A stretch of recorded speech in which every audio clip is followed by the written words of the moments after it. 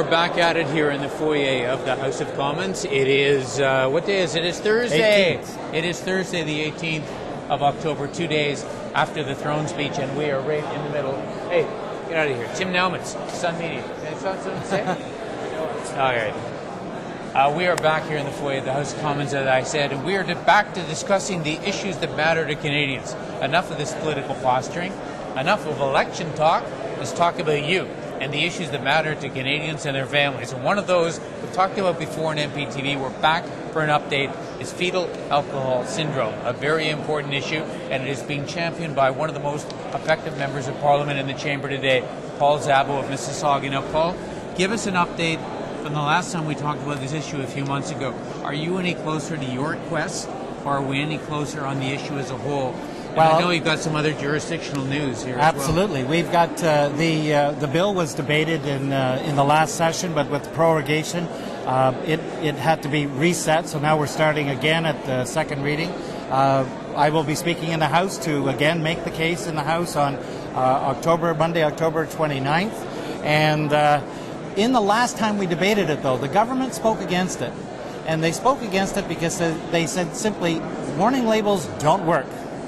Another Conservative member also said he was concerned about the financial burden that it would place on the beverage alcohol industry. Right. So I think I know where they're coming from. But you have to understand that there are now 28 mainstream countries who have adopted health warning labels. And on October the 15th, I received a fax. The government of Ireland has announced that they will be having health warning labels on the containers of alcoholic beverages. And this is not pursuant to legislation that we're doing right now. It, in fact, is being done, being complied with voluntarily by the beverage alcohol industry, because the research shows that 60% of women consume alcohol during pregnancy. The cost to our society, to their society, and to in fact agrees with our research, is enormous. We can do better, and public education, in fact, is part of the solution to any social problem, but not in itself one item, simple solution to a complex problem. Obviously, you need a comprehensive approach, and that's what I'm encouraging. So the bill is not as important as getting the government and the House of Commons to understand that this is a health issue.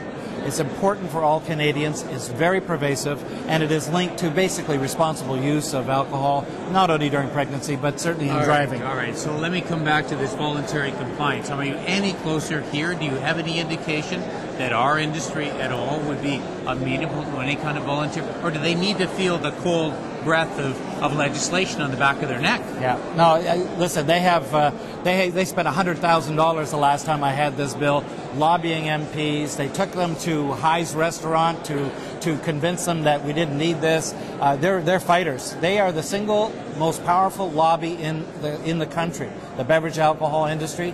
And as you know, beverage alcohol is the only consumer product that can harm you, that if misused, that does not warn you of that fact. It's really interesting. They are so powerful. So I expect a full battle from them. I don't expect voluntary compliance from them.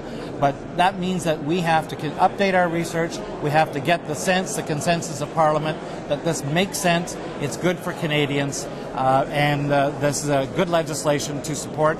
I would think that the last time, you also have to say, the last time a big item like this came up was tobacco labeling. Mm-hmm. The tobacco industry took the Government of Canada to the Supreme Court on this. I'm absolutely sure the beverage alcohol industry will follow the same pattern and fight it all the way. This is a long battle, but I'm going to keep fighting. Well, speaking of long battles, how long have you been at that and at this?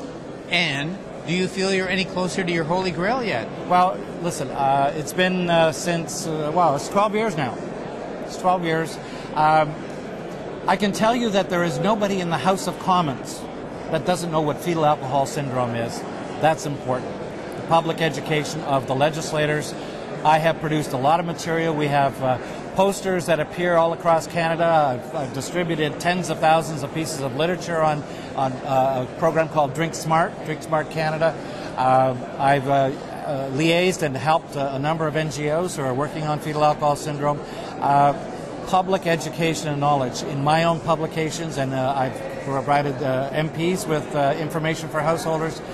If we can get this out, there is going to be a critical mass. Sometimes important legislation takes a little bit longer than you wish it would, but I know we're on the right track, and I'm sure that before I leave this place, I'm dedicated, committed to make sure that we have legislation that puts this important public service messaging on beverage alcohol. Last thing, is there anywhere our viewers can go to learn more about this? Is there a website that's got information? What would that be? Let's go to paulszabo.com. If you look under Drink Smart is one of my links. And in addition, I've written some 6 books. One of them is on fetal alcohol syndrome. It's called Fetal Alcohol Syndrome, The Real Brain Drain. You can, in fact, click on the link, and you can read or print off the entire book. It's 120 pages long. It's a good read. It'll give you the facts that you need to know to help support this legislative effort. All right, Paul Szabo, thank you very much. A great example, folks, of how individual members of Parliament making a huge difference to this place and the country. Thanks for watching MPTV.